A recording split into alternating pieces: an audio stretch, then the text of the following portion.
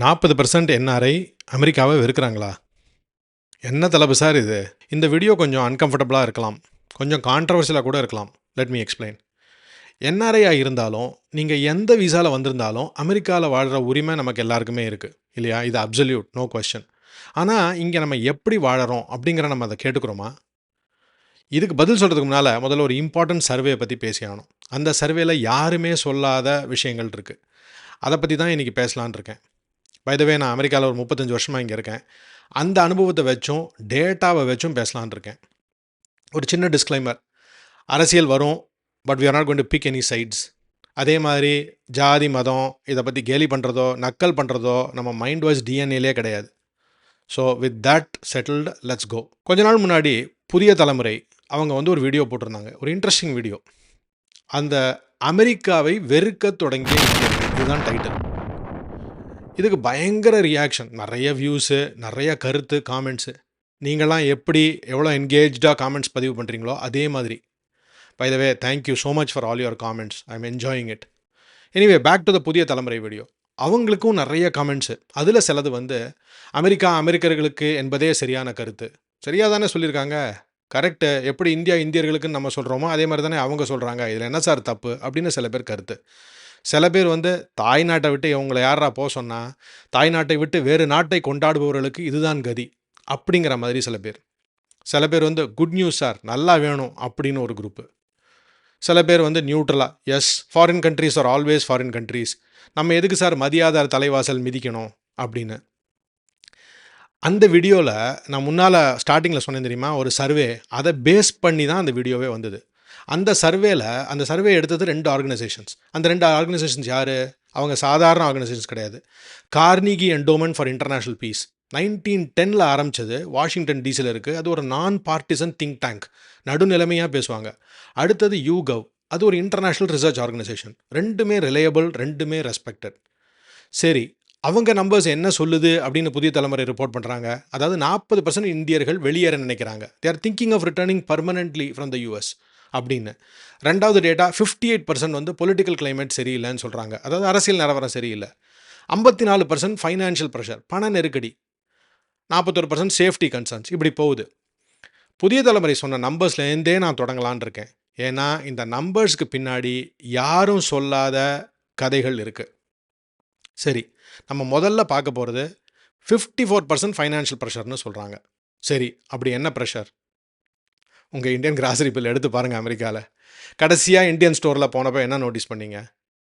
Basmati rice 40 bound back கொஞ்ச நாள் முன்னாடி $30 ரேஞ்சில் என்னவோ இருந்தது. இப்போ $40 $45 ஆகிடுச்சு. சில ஸ்டோர்ஸ்லாம் 45 கூட சொல்கிறாங்க. தால், லென்டில் $3 ரேஞ்சில் இருந்தது, இப்போ $4.50 தாண்டியாச்சு.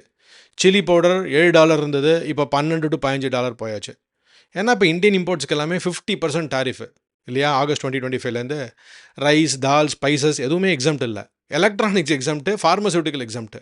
ஆனால் நம்ம என்ன எலக்ட்ரானிக்ஸை சாப்பிட்றோம்? நம்ம ஏர்ன் பண்ணுறது அமெரிக்கன் டாலர்ஸில், சாப்பிட்றது இந்தியன் இம்போர்ட்ஸில், which have become tremendously expensive. 2 ஸ்லைட்லேயும் ஸ்குவீஸ் ஆகுது. அமெரிக்காவில் ஒருத்தர் வீட்டுக்கு சாப்பிட போனால் அவரைக்காய் மட்டும் போட்டாங்கன்னு வச்சுங்க, ஒன்று அவங்க பெரும் பணக்காரங்களாக இருப்பாங்க, இல்லை நீங்கள் பெரிய ஆளாக இருக்கணும், உங்களுக்கு பயங்கர மரியாதை தராங்க, சம்மந்தியோ என்னவோ. அவரைக்காய்னா எலான் மஸ்க் இல்லைனா செந்தில் பாலாஜி இந்த மாதிரி ஆளுங்க மட்டும்தான் அஃபோர்டே பண்ண முடியும். இது மட்டும் இல்லை, அர்பன் இன்ஸ்டிடியூட் டேட்டா என்ன தெரியுமா சொல்லுது? 2017லேருந்து இன்னைக்கு வரைக்கும் salary has grown 38%. ஆனால் அதே சமயம் ரெண்ட் has grown 54%. இது நேஷ்னல் ஆவரேஜ். சிங்கிள் ஃபேமிலி ஹோம்ஸுக்கு வாடுற டெக்ஸஸு, நியூ ஜெர்சி, கலிஃபோர்னியா இதெல்லாம் இன்னும் அதிகம். ஹோம் ப்ரைஸஸ் கேட்கவே வேணாம். சில இடத்துல 30%, சில இடத்துல 50%, மேலே மேலே போயிட்டே தான் இருக்குது. சைல்டு கேர் 2 கிட்ஸுக்கு 40% அப். ஹாஸ்பிட்டல் காசு சார் பேசாதீங்க, ஒரே வருஷத்தில் 7 to 10% அப். கேஸு $4 கேலன் போயிட்டே இருக்குது நார்த் வெஸ்டர்ன் ஸ்டேட்ஸ்லாம். மிடில் ஈஸ்ட் கான்ஃப்ளிக்ட் காரணம், ஓகே அது சரி விட்டுடலாம். ஆனால் அது பம்பில் டெஃபினட்டாக தெரியுது. எக்ஸை பற்றி பெரிய பிரச்சனை கூட கொஞ்ச நாள் முன்னாடி வந்தது. ஏதோ ஒரு டசன் எக்கு $5 $6 போச்சான். அந்த ஷாக்கு எல்லாருக்குமே ஃபீல் ஆச்சு. இங்கே எல்லோரும் குறைப்பட்டுகிட்டே இருந்தாங்க. இப்போ கொஞ்சம் குறைஞ்சிருக்கு போல இருக்குது. ஆனால் இந்த வாலட்டிலிட்டி மட்டும் போகல. இதை யாராலையும் ப்ரெடிக்டே பண்ண முடியாது. 70% அமெரிக்கன்ஸு, அதாவது எல்லா கம்யூனிட்டியும் சேர்த்து காஸ்ட் ஆஃப் லிவிங் அஃபோர்டபுளாக இல்லை அப்படின்னு தான் சொல்கிறாங்க. ஸோ நம்ம மட்டும் கஷ்டப்படலை, அமெரிக்காவே கஷ்டப்படுது. ஆனால் நம்மளுக்கு ஒரு எக்ஸ்ட்ரா லேயர், அது என்னது? அந்த Indian grocery bill. So financial pressure daily வாழ்க்கையில் தெரிய ஆரம்பிச்சிடுச்சா? இருக்குது, ஆனால் இல்லை. கமல் மாதிரி குழப்பறேனா? நம்ம மண்டையும் பிக்குது இதை பார்த்தா தான். க்ரோசரி விலை ஏறிடுச்சுன்னு சொல்லிட்டு வெளியில் சாப்பிட்ற மக்களை பார்த்தீங்கன்னா அசந்து போயிடுவீங்க. எல்லா ரெஸ்டாரண்ட்டும் எல்லா வீக்கெண்ட் எல்லா இடத்துலையும் நிரம்பி வழியுது. ஸோ இது வந்து ஒரு 50-50. அதே தான் அந்த சர்வேயும் சொல்லியிருக்கு. ஓகே, இனிமேல் இமிக்ரேஷனுக்கு வருவோம். இந்தியாவிலேருந்து fresh H1B practically ruled out. ஏன்னா யாருமே 100K கொடுத்து ஒரு 80K பர்சனை கூட்டிகிட்டு வர போகிறதில்ல. எக்ஸம்ஷன்ஸ் அங்கங்கே நடக்கும், பட் மோஸ்ட்லி அந்த டேப்லேருந்து இனிமேல் தண்ணி வர போகிறதில்ல. விண்ணை தாண்டி வருவாயா? நோவே. இந்தியாவில் நிலமை ஃப்ரெஷ் H1Bக்கு அப்படின்னா இங்கே H1B நிலமை இந்த H1B பரிதாபங்கள் கண்டினியூஸ். H1B அப்ரூவல் FY 2025 மட்டுமே அபவுட் 18%, 17 to 18% ட்ராப் ஆயிருக்கு. 5-year low. ஒரே குவார்ட்டரில் October to December 2024 45% drop. Indians மட்டுமே sir 71% of all H1B approvals. நம்ம ரொம்ப டிபெண்ட் ஆன் தட் H1B. சரி, H1Bயை விடுங்க சார், அது நடக்காத கதை. நம்ம க்ரீன் கார்டு பற்றி பேசலாம். என்னோடய ஃப்ரெண்ட் ஒருத்தர் 2009 பெட்டிஷன் ஃபைல் பண்ணார். இப்போ 2026, 17 வருஷம் ஆச்சு, ஜிசி இன்னும் வரல. அவர் பையன் இப்போ காலேஜில் படிக்கிறான். அந்த பையன் பெட்டிஷன் ஃபைல் பண்ணதுக்கு பிறகு பிறந்தவன் ஒரு லைஃப் முழுக்க காத்திருக்கான். ராமருக்கு கூட வனவாசம் 14 வருஷம் தான் சார், இங்கே அதுக்கும் மேலே. EB2 இந்தியாவோட கரண்ட் ப்ரையாரிட்டி டேட் ஜூலை 2014. இப்போ நீங்கள் ஃபைல் பண்ணிங்கன்னா கூட 15 வருஷம் காத்திருக்கணும். அரவுண்ட் 356,000 இந்தியன் அப்ளிகன்ஸ் பேக்லாக் இருக்காங்க, ஸ்பௌசஸ் அண்ட் சில்ட்ரன்லாம் கவுண்ட் பண்ணாமல். வேறு எந்த கண்ட்ரியும் இப்படி இல்லை. UK, கனடா, ஆஸ்திரேலியா இவங்கெல்லாம் சில மாதம், இந்தியா மட்டும் டெக்கேட்ஸ். இந்த நிலமையில் ஜாப் மாற்றணும்னு தோணும், ஆனால் விசா பயம். வேறு கம்பெனி போகணும்னு தோணும், ஆனால் GC ஸ்பான்சர் பயம். வெக்கேஷன் போகணும்னு இருக்கும், திரும்பி வர முடியுமான்னு ஒரு அன்சர்டனிட்டி. நமக்கு வர கமெண்ட்ஸ் எல்லாம் பாருங்களேன். நான் எதையுமே மேக்கப் பண்ணி சொல்லலை. தெனாலி மாதிரி எது பண்ணாலும் பயம், பண்ணலேனாலும் பயம். இது ஃப்ரீடமா இல்லை ஒரு கோல்டன் கேஜா? இதை பற்றி நான் 2-3 வீடியோ போட்டாச்சு. ஒன்று அது வந்து ஒன்று GC வரல, அடுத்தது என்ன ஆப்ஷன்ஸ் அப்படின்னு போய் பாருங்கள், கண்டிப்பாக பாருங்கள், கொஞ்சம் கிளாரிட்டி கிடைக்கும். Anyway, let's come back to the survey. இப்போ சர்வே வந்து ஒரு விஷயம் சொன்னது, மக்கள் வந்து பெட்டர் ஆப்பர்ச்சுனிட்டிஸ் தேடி போகணும்னு நினைக்கிறாங்க. இங்கே தான் எனக்கு உதைக்குது. நான் இதை கண்டெஸ்ட் பண்ணுறேன். ஏன்னா மக்கள் சம்டைம்ஸ் ஒன்று சொல்லுவாங்க, ஆனால் உள்ளுக்குள்ளே வேறு ஒன்று. டேட்டா வச்சு பார்க்கும்போது சாஃப்ட்வேர் இன்ஜினியரோட ஆவரேஜ் சேலரி என்ன யூஎஸ்ஏல? அரௌண்ட் $120,000. ஓகேயா? கனடாவில் அதே 80,000. யூகேல டெஃபினட்டாக கம்மி, 50 to 60,000 இருக்கலாம். ஜெர்மனிலையும் அதே ரேஞ்ச் இருக்கலாம், 60-65,000. ஆஸ்திரேலியாவில் கொஞ்சம் ஜாஸ்தி, ஏன்னா காஸ்ட் ஆஃப் லிவிங் ஜாஸ்தி, அரௌண்ட் 98,000. ஸோ பெட்டர் ஆப்பர்ச்சுனிட்டிஸ் எங்கே இருக்குது? யூஎஸ்ஏல தான் இருக்குது ஆப்பர்ச்சுனிட்டிஸ். அப்போ அந்த 40% திரும்பி போகணும்னு நினைக்கிறது சேலரிக்காக இல்லை. ஏன்னா இங்கே தான் ப்ளீடிங் எட்ஜ் கம்பெனிஸ் இருக்குது, இங்கே தான் ஜாம்பவான் எல்லாம் இருக்காங்க. இதை ஒரு தற்பெருமையாக நான் சொல்லலை, ஃபேக்டாக சொல்கிறேன், இது எல்லாருக்குமே தெரிஞ்ச கதை. அப்போது இந்த ஆப்பர்ச்சுனிட்டிஸ் எல்லாத்தையும் விட்டுட்டு போகிறதுக்கு வேறு ஏதோ காரணம் இருக்குது. அதுதான் உண்மையான ரீசனாக இருக்கணும். என்னோடய வியூவர்ஸ் சில பேர்லாம் சொல்கிறாங்க, சார் அமெரிக்கா போகணுன்னு யோசிக்கவே இல்லை, ஆனால் வந்துட்டோம், இப்போ இருக்கவும் முடியல, போகவும் முடியல. ஸோ இது H1B க்ரீன் கார்டு தாண்டின கதை. இது ஒருத்தர் கதை இல்லை, இது நம்மளோட எல்லாரோட கதையும். பிலாங்கிங் அதுதான் காணாமல் போச்சு. ஏன்னா பொலிட்டிக்கல் கிளைமேட். சரி, சர்வே என்ன சொல்லுது? 58% பொலிட்டிக்கல் கிளைமேட் சரியில்லைன்னு சொல்லுது. ஏன்னா politics is also very much related to feeling of safety. அதனால் ரெண்டையுமே கலந்து பார்ப்போம். கொஞ்சம் அன்ஈஸியாக தான் இருக்குதுன்னு மக்கள் ஃபீல் பண்ணுறாங்க. நான் பார்ட்டி பேசலை, பாலிசி பேசலை. ஆனால் ஒரு விஷயம் சொல்கிறேன், 35 வருஷத்தில் நான் பார்க்காத ஒரு அன்சர்டனிட்டியை இப்போ நான் ஃபீல் பண்ணுறேன். நம்மளை பற்றி சில கான்வர்சேஷன்ஸ் நடக்குது, நமக்கு சிலது தெரிஞ்சும் நமக்கு தெரியாமையும். நம்மளை பற்றி காதுபட சில இடத்துல திட்டுறாங்க, குறை சொல்கிறாங்க. இது உண்மை. எவ்வளோ பேர் ஃபீல் பண்ணியிருக்கீங்கன்னு மட்டும் கமெண்ட்டில் சொல்லுங்கள். இது அன்கம்ஃபர்டபுளாக இருக்கும். அன்கம்ஃபர்டபுளாக ஃபீல் பண்ணுறது ஒரு வீக்னஸ் இல்லை, அது நம்ம ஹியூமன். இந்த பாயிண்ட்டை நான் இந்த வீடியோவில் ஆரம்பத்தில் கேட்ட கொஷனுக்கு நம்ம திரும்பி வரணும். அப்போ நம்ம பிரச்சனைக்கு பொலிட்டிக்கல் கிளைமேட் காரணம், விலைவாசி காரணம், H1B காரணம். சார் நீங்கள் எவ்வளோ வாட்டி கேட்டாலும் ஆமாம் ஆமாம் ஆமாம். அப்போ நம்மக்கிட்ட எந்த பிரச்சனையும் இல்லையா? நாம் இங்கே எப்படி வாழறோம்னு நம்ம கேட்டுக்கிறோமா? ஆனஸ்ட்டாக சொல்லணும்னா இல்லை. ஹியூஸ்டனில் ஒரு 90 அடி உயர ஹனுமான் ஸ்டாச்சு நிற்கிது. Third or fourth largest statue in America. நமக்கு அது சேக்ரெட், பியூட்டிஃபுல், அது ஒரு அச்சீவ்மெண்ட், கண்டிப்பாக அது ஒரு செலிப்ரேஷன். சோஷியல் மீடியாவை பார்த்தீங்கன்னு வச்சுங்களேன், ஒரு பக்கம் செலிப்ரேஷன், இன்னொரு பக்கம் யார் இந்த ஜெயண்ட் மங்கி ஹைவேல திடீர்னு வருது, ரொம்ப ஸ்கேரியாக இருக்குது அப்படின்னு ஃபீல் பண்ணுறாங்க. ஒய்? சிலருக்கு கடவுள், சிலருக்கு ஸ்கேரி மங்கி. உடனே நான் ஹனுமானுக்கு அகேன்ஸ்ட்னு மட்டும் நினச்சிடாதீங்க. என் வீட்லேயே எனக்கு சோறு கிடைக்காது. என் ஒய்ஃப் ஒரு பெரிய ஆஞ்சநேயர் பக்தை. சரி, ஆனால் பேக்லாஷ் அண்ட் ஆன்டி சென்டிமெண்ட்ஸ் இருந்தது உண்மையா? உண்மை.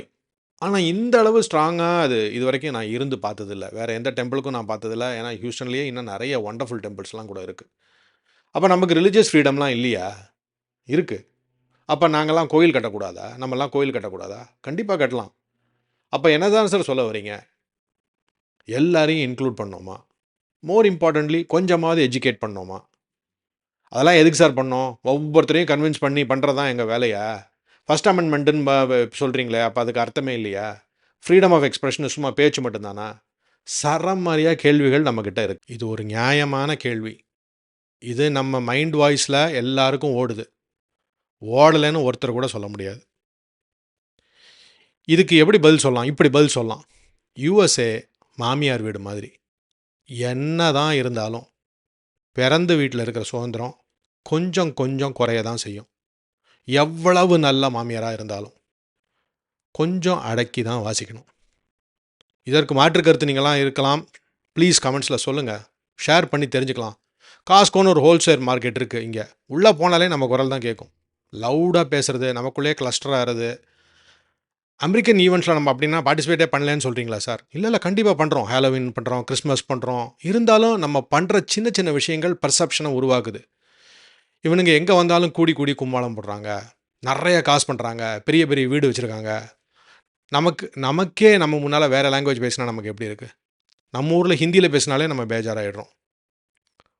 ஓகே, ஒரு வீடியோ கூட இதுக்கு பற்றி வந்ததுன்னு நினைக்கிறேன். பிள்ளையார் சிலையை கொண்டு போய் தெரு தெருவாக மேளங்கொட்டி விசர்ஜன் பண்ணுறது. ஓகே, நம்ம ஊரில் திருவிழா. இங்கே அவங்களையும் இன்க்ளூட் பண்ணால் ஓகே, பர்மிஷன் கேட்டு பண்ணால். இங்கே அவங்களுக்கு இல்லைனா வீணாக கடுப்பு தான். இது அக்யூசேஷனாக நான் சொல்லலை. இதை எனக்குள்ளே நான் கேட்டுக்கிற கேள்வி, நம்ம எல்லாரும் கேட்டுக்க வேண்டிய கேள்வி. நமக்கு இங்கே வாடுற உரிமை இருக்குது, இது அப்சல்யூட். வரி கட்டுறோம், உழைக்கிறோம் கஷ்டப்பட்டு. ஆனால் நம்ம இங்கே எப்படி வாடுறோன்னு நம்மளே டிசைட் பண்ணலாமே. இந்த டிசிஷன் நம்ம கையில் தானே. ஆனால் ஒரு விஷயம் மறக்கக்கூடாது. Having said all of that, நம்ம கான்ட்ரிபியூஷன்ஸ் ஆர் இம்மென்ஸ். ஓகே, எவ்வளவு கான்ட்ரிபியூட் பண்ணியிருக்கோம். சிலிக்கன் வேலி டெக் ஒர்க்கர்ஸில் 23% இந்தியன்ஸ். ஒரே ஒரு கண்ட்ரிலேருந்து 1/3 of silicon valley engineers are Indian. இது எல்லாருக்குமே தெரியும்.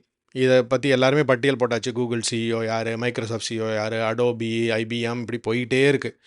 இது லக் இல்லை, 30-40 இயர்ஸ் தலைகுனியாமல் உழைச்சதோட ரிசல்ட். நம்ம வந்தோம், நல்லா கற்றுக்கிட்டோம், பில்ட் பண்ணிட்டோம் கேரியர்ஸை, ஃபேமிலியை. இந்த கண்ட்ரியை பெட்டராக பண்ணியிருக்கோம், பண்ணிக்கொண்டே இருக்கிறோம். அது ரெக்கார்டில் இருக்குது, யாராலையும் எரேஸ் பண்ண முடியாது.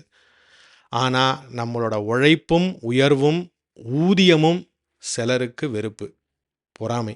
இது உலக நியதி சார். உலகம் ஃபுல்லாக இதான் நடக்குது. சரி, இப்போ என்ன பண்ணுறது? சொல்கிறவன் சொல்லிக்கிட்டு தான் இருப்பான், நம்ம வேலையை நம்ம பார்ப்போம் சார் அப்படின்னு இருக்கலாமா? போதுண்டா சாமி, பொட்டியை பேக் பண்ணி நாங்கள் கிளம்புறோம் அப்படின்னு சொல்லலாமா? இந்த கொஷனுக்கு ஆன்சர் நான் தர முடியாது, இது உங்கள் டெசிஷன். ஆனால் ஒரு விஷயம் சொல்கிறேன், சிஸ்டம் சேஞ்ச் ஆகணும்னு நினைக்கிறோம், H1B ஃபிக்ஸ் ஆகணும்னு நினைக்கிறோம், க்ரீன் கார்டு வெயிட்டு குறையணும்னு நினைக்கிறோம். எல்லாமே உண்மை தான், எல்லாமே நடக்கணும், நடந்தால் நல்லது. சிஸ்டம் சேஞ்ச் கொஞ்சம் slow, policy change super slow.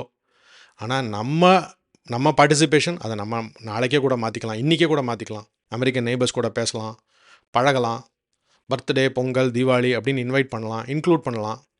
ஸ்கூலில், ஆஃபீஸில் வாலண்டியர் பண்ணலாம், லோக்கல் ஈவெண்ட்ஸில் பார்ட்டிசிபேட் பண்ணலாம். நம்ம இங்கே உரிமையோடு வாழணும்னு நினைக்கிறோம்.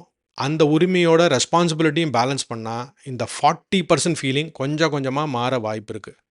நம்ம பற்றி நடக்கிற கான்வர்சேஷன்ஸை மாற்றலாம், இன்ஃப்ளூயன்ஸ் பண்ணலாம். அது நம்ம கையில் ஓரளவுக்காவது இருக்குது. என்ன இருந்தாலும் இப்போதைக்கு நம்ம தனி குடித்தனம் போகலை. மாமியார் வீட்டுக்கு வந்து வாழற மருமகள். நாளைக்கு நம்ம மகளாக மாறுற வரைக்கும் கொஞ்சம் அடக்கி வாசித்தால் நமக்கு நல்லது. 40% இந்தியர்கள் வெளியே போகணும்னு நினைக்கிறாங்க. நான் இந்த 40%ல் இருக்கேன்னா, சில நாள் ஆமான்னு தோணும், சில நாள் நோ நோ நோ அப்படின்னு தோணும். 35 வருஷம் கழிச்சும் இந்த ஆன்சர் எனக்கே கிளியராக இல்லை. நெஞ்சில் கை வச்சு சொல்லுங்கள், முன்னால் மாதிரி இருக்கா அப்படின்னு கேட்டால் இல்லை, கண்டிப்பாக இல்லை, அது உண்மை. சரி, இப்போ நான் அந்த டைட்டில் கொஸ்டினுக்கு டைரெக்டாக ஆன்சர் சொல்லணும். 40% பீப்புள் அமெரிக்காவை வெறுக்கிறாங்களா? நான் அந்த 40%ல் இருக்கேனா? நான் அமெரிக்காவை வெறுக்கலை, கண்டிப்பாக. அந்த 40% அமெரிக்காவை வெறுக்கலை அப்படிங்கிறதான் நானும் நினைக்கிறேன். அவங்களுக்கு அமெரிக்கா மேலே ஹோப் இருக்குது, பெட்டர் டேஸ் வரும்னு நம்பிக்கை இருக்குது. அந்த நம்பிக்கை தான் அவங்க தேடிட்டு இருக்காங்க. கண்டிப்பாக ஹோப்பு தான், லவ் தான். அந்த டிஃப்ரென்ஸ் ரொம்ப முக்கியம். நீங்கள் என்ன நினைக்கிறீங்க? கமெண்ட்டில் சொல்லுங்கள், நான் படிக்கிறேன். See you in the next video. Till then, keep listening to your mind voice.